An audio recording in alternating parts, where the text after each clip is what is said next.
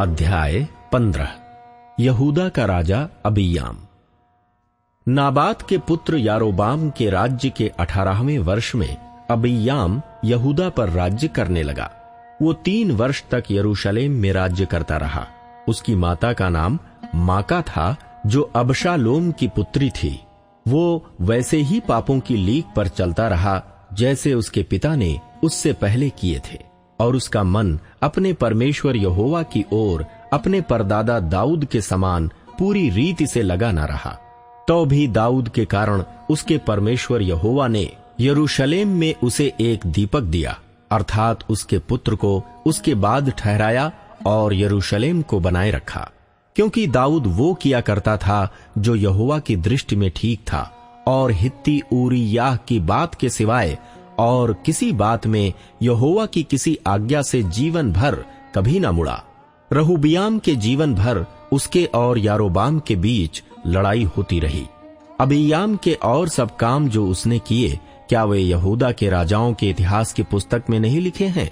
और अबिय्याम की यारोबाम के साथ लड़ाई होती रही।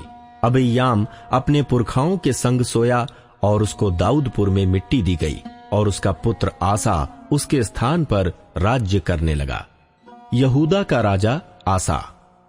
इस्राएल के राजा यारोबाम के 20वें वर्ष में आसा यहूदा पर राज्य करने लगा, और वो यरूशलेम में 41 वर्ष तक राज्य करता रहा, और उसकी माता अबशालोम की पुत्री माका थी।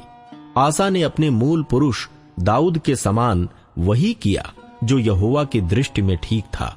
उसने तो पुरुषगामियों को देश से निकाल दिया, और जितनी मूर्तें उसके पुरखाओं ने बनाई थीं, उन सबों को उसने दूर कर दिया। वरन उसकी माता माका, जिसने अशेरा के लिए एक घिनौनी मूरत बनाई थी, उसको उसने राजमाता के पद से उतार दिया, और आसा ने उसकी मूरत को काट डाला और किद्रोन के नाले में फूंक दिया। परंतु ऊंचे स्थान तो ढाए न गए। तो भी आसा का मन जीवन भर यहोवा की ओर पूरी रीति से लगा रहा, और जो सोना चांदी और पात्र उसके पिता ने अर्पण किए थे, और जो उसने स्वयं अर्पण किए थे, उन सबों को उसने यहोवा के भवन में पहुंचा दिया। आसा और इस्राएल के राजा बाशा के बीच उनके जीवन भर युद्ध होता रहा। इस्राएल के राजा बाशा ने यहूदा पर चढ़ाई की और रामा को इसलिए दृढ़ किया कि कोई यहूदा के राजा आसा के पास आने जाने ना पाए। तब आसा ने जितना सोना चांदी यहोवा के भवन और राजभवन के भंडारों में रह गया था, उस सब को निकाल अपने कर्मचारियों के हाथ सौंपकर दमिश्कवासी अराम के राजा बेन हदद के पास, जो हेज्योन का पोता और तब्रिम्मोन का पुत्र था, भेजकर ये कहा, जैसा मेरे और तेरे पिता के मध्य में, वैसे ही मेरे और तेरे मध्य भी वाचा बांधी जाए। देख, मैं तेरे पास चांदी सोने की भेंट भेजता हूँ, इसलिए आ, इस्राएल के राजा बाशा के साथ की अपनी वाचा को टाल दे कि वो मेरे पास से चला जाए। राजा आसा की ये बात मानकर बेन हदद ने अपने दलों के प्रधानों से इस्राएली नगरों पर चढ़ाई करवाकर इयोन, दान, आबेल वेतमाका और समस्त किन्नेरेत को और नप्ताली के समस्त देश को पूरा जीत लिया। ये सुनकर बाशा ने रामा को दृढ़ करना छोड़ दिया और तिरसा में रहने लगा। तब राजा आसा ने सारे यहूदा में प्रचार करवाया, और कोई अनसुना ना रहा। तब वे रामा के पत्थरों और लकड़ी को, जिनसे बाशा उसे दृढ़ करता था, उठा ले गए, और उनसे राजा आसा ने बिन्यामीन के गेबा और मिस्पा को दृढ़ किया। आसा के अन्य कार्य और उसकी वीरता और जो कुछ उसने किया और जो नगर उसने दृढ़ किए, ये सब क्या यहूदा के राजाओं के इतिहास की पुस्तक में नहीं लिखा है? परंतु उसके बुढ़ापे में उसे पांवों का रोग लग गया। आसा अपने पुरखाओं के संग सो गया, और उसे उसके मूल पुरुष दाऊद के नगर में उन्हीं के पास मिट्टी दी गई, और उसका पुत्र यहोशापात उसके स्थान पर राज्य करने लगा। इस्राएल का राजा नादाब। यहूदा के राजा आसा के 2 वर्ष में यारोबाम का पुत्र नादाब इस्राएल पर राज्य करने लगा, और 2 वर्ष तक राज्य करता रहा। उसने वो काम किया जो यहोवा की दृष्टि में बुरा था, और अपने पिता के मार्ग पर वही पाप करता हुआ चलता रहा जो उसने इस्राएल से करवाया था। नादाब समस्त इस्राएल समेत पलिश्तियों के देश के गिब्बतोन नगर को घेरे था, और इस्साकार के गोत्र के अहिय्या के पुत्र बाशा ने उसके विरुद्ध राजद्रोह की गोष्ठी करके गिब्बतोन के पास उसको मार डाला। इस प्रकार यहूदा के राजा आसा के तीसरे वर्ष में बाशा ने नादाब को मार डाला और उसके स्थान पर राजा बन गया। राजा होते ही बाशा ने यारोबाम के समस्त घराने को मार डाला। उसने यारोबाम के वंश को यहां तक नष्ट किया कि एक भी जीवित न रहा। ये सब यहोवा के उस वचन के अनुसार हुआ जो उसने अपने दास शीलोवासी अहिय्या से कहवाया था। ये इस कारण हुआ कि यारोबाम ने स्वयं पाप किए और इस्राएल से भी करवाए थे, और उसने इस्राएल के परमेश्वर यहोवा को क्रोधित किया था। नादाब के और सब काम जो उसने किए, वो क्या इस्राएल के राजाओं के इतिहास की पुस्तक में नहीं लिखे हैं? आसा और इस्राएल के राजा बाशा के मध्य में उनके जीवन भर युद्ध होता रहा। इस्राएल का राजा बाशा। यहूदा के राजा आसा के तीसरे वर्ष में अहिय्या का पुत्र बाशा तिर्सा में समस्त इस्राएल पर राज्य करने लगा और 24 वर्ष तक राज्य करता रहा। उसने वो किया जो यहोवा की दृष्टि में बुरा था, और यारोबाम के मार्ग पर वही पाप करता रहा जिसे उसने अध्याय 16। तब बाशा के विषय यहोवा का ये वचन हनानी के पुत्र एहू के पास पहुंचा। मैंने तुझको मिट्टी पर से उठाकर अपनी प्रजा इस्राएल का प्रधान किया, परंतु तू यारोबाम की सी चाल चलता और मेरी प्रजा इस्राएल से ऐसे पाप कराता आया है जिनसे वे मुझे क्रोध दिलाते हैं। सुन, मैं बाशा और उसके घराने की पूरी रीति से सफाई कर दूंगा और तेरे घराने को नबात के पुत्र यारोबाम के समान कर दूंगा। बाशा के घर का जो कोई नगर में मर जाए उसको कुत्ते खा डालेंगे, और उसका जो कोई मैदान में मर जाए उसको आकाश के पक्षी खा डालेंगे। बाशा के और सब काम जो उसने किए और उसकी वीरता, ये सब क्या इस्राएल के राजाओं के इतिहास की पुस्तक में नहीं लिखा है? अंत में बाशा अपने पुरखाओं के संग सो गया और तिर्सा में उसे मिट्टी दी गई, और उसका पुत्र एला उसके स्थान पर राज्य करने लगा। यहोवा का जो वचन हनानी के पुत्र एहू के द्वारा बाशा और उसके घराने के विरुद्ध आया, वो न केवल उन सब बुराइयों के कारण आया जो उसने यारोबाम के घराने के समान होकर यहोवा की दृष्टि में किया था और अपने कामों से उसको क्रोधित किया, वरन इस कारण भी आया कि उसने उसको मार डाला था। इस्राएल का राजा एला। यहूदा के राजा आसा के 26वें वर्ष में बाशा का पुत्र एला तिर्सा में इस्राएल पर राज्य करने लगा और 2 वर्ष तक राज्य करता रहा।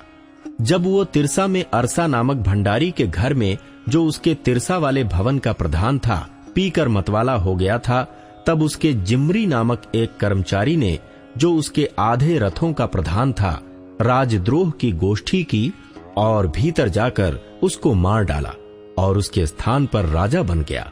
ये यहूदा के राजा आसा के 27वें वर्ष में हुआ। जब वो राज्य करने लगा, तब गद्दी पर बैठते ही उसने बाशा के पूरे घराने को मार डाला, वरन उसने ना तो उसके कुटुंबियों और ना उसके मित्रों में से एक लड़के को भी जीवित छोड़ा। इस रीति यहोवा के उस वचन के अनुसार जो उसने एहू नबी के द्वारा बाशा के विरुद्ध कहा था, जिम्री ने बाशा का समस्त घराना नष्ट कर दिया। इसका कारण बाशा के सब पाप और उसके पुत्र एला के भी पाप थे, जो उन्होंने स्वयं आप करके और इस्राएल से भी करवा के इस्राएल के परमेश्वर यहोवा को व्यर्थ बातों से क्रोध दिलाया था। एला के और सब काम जो उसने किए, वो क्या इस्राएल के राजाओं के इतिहास की पुस्तक में नहीं लिखे हैं? इस्राएल का राजा जिम्री। यहूदा के राजा आसा के 27वें वर्ष में जिम्री तिर्सा पर राज्य करने लगा और तिर्सा में 7 दिन तक राज्य करता रहा। उस समय लोग पलिश्तियों के देश गिब्बतोन के विरुद्ध डेरे किए हुए थे। जब उन डेरे लगाए हुए लोगों ने सुना कि जिम्री ने राजद्रोह की गोष्ठी करके राजा को मार डाला है, तो उसी दिन समस्त इस्राएल ने ओम्री नामक प्रधान सेनापति को छावनी में इस्राएल का राजा बनाया। तब ओम्री ने समस्त इस्राएल को संग ले गिब्बतोन को छोड़कर तिर्सा को घेर लिया। जब जिम्री ने देखा कि नगर ले लिया गया है, तब राजभवन के गुम्मट में जाकर राजभवन में आग लगा दी और उसी में स्वयं जल मरा। ये उसके पापों के कारण हुआ, क्योंकि उसने वो किया जो यहोवा की दृष्टि में बुरा था, क्योंकि वो यारोबाम की सी चाल और उसके किए हुए और इस्राएल से करवाए हुए पाप की लीक पर चला। जिम्री के और काम और जो राजद्रोह की गोष्ठी उसने की, ये सब क्या इस्राएल के राजाओं के इतिहास के पुस्तक में नहीं लिखा है? इस्राएल का राजा ओम्री। तब इस्राएली प्रजा दो भागों में बंट गई। प्रजा के आधे लोग तो तिब्नी नामक गीनत के पुत्र को राजा बनाने के लिए उसी के पीछे हो लिए और आधे ओम्री के पीछे हो लिए। अंत में जो लोग ओम्री के पीछे हुए थे वे उन पर प्रबल हुए, जो गीनत के पुत्र तिब्नी के पीछे हो लिए थे। इसलिए तिब्नी मारा गया और ओम्री राजा बन गया। यहूदा के राजा आसा के 31वें वर्ष में ओम्री इस्राएल पर राज्य करने लगा और 12 वर्ष तक राज्य करता रहा। उसने 6 वर्ष तिरसा में राज्य किया और उसने शेमेर से शोमरोन पहाड़ को 2 किक्कार चांदी में मोल लेकर उस पर एक नगर बसाया और अपने बसाए हुए नगर का नाम पहाड़ के मालिक शेमेर के नाम पर शोमरोन रखा। ओम्री ने वो किया जो यहोवा की दृष्टि में बुरा था, वरन उन सबों से भी जो उससे पहले थे अधिक बुराई की। वो नबात के पुत्र यारोबाम की सी सब चाल चला और उसके सब पापों के अनुसार जो उसने इस्राएल से करवाए थे, जिसके कारण इस्राएल के परमेश्वर यहोवा को उन्होंने अपने व्यर्थ कर्मों से क्रोध दिलाया था। ओम्री के और काम जो उसने किए और जो वीरता उसने दिखाई, ये सब क्या इस्राएल के राजाओं के इतिहास के पुस्तक में नहीं लिखा है? ओम्री अपने पुरखाओं के संग सो गया और शोमरोन में उसको मिट्टी दी गई और उसका पुत्र अहाब उसके स्थान पर राज्य करने लगा। इस्राएल के राजा अहाब के राज्य का आरंभ। यहूदा के राजा आसा के 38वें वर्ष में ओम्री का पुत्र अहाब इस्राएल पर राज्य करने लगा और इस्राएल पर शोमरोन में 22 वर्ष तक राज्य करता रहा। और ओम्री के पुत्र अहाब ने उन सब से अधिक जो उससे पहले थे वो कर्म किए जो यहोवा की दृष्टि में बुरे थे। उसने तो नबात के पुत्र यारोबाम के पापों में चलना हल्की सी बात जानकर सीदोनियों के राजा एतबाल की बेटी ईजेबेल से विवाह करके बाल देवता की उपासना की और उसको दंडवत किया। उसने बाल का एक भवन शोमरोन में बनाकर उसमें बाल की एक वेदी बनाई और अहाब ने एक अशेरा भी बनाया।